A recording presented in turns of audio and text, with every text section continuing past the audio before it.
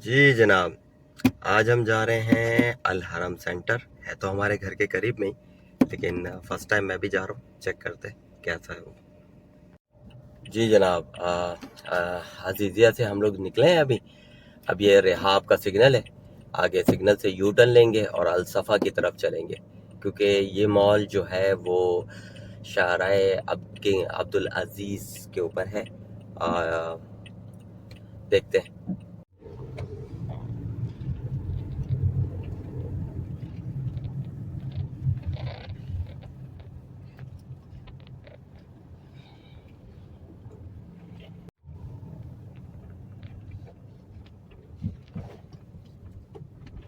چلو جی، آ گئے پارکنگ میں.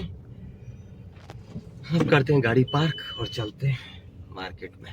الحرم شاپنگ مال آگے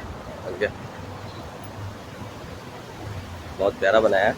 باہر سے تو دیکھنے میں بہت پیارا لگ رہا ہے، اندر چل کے دیکھتے ہیں کیسا.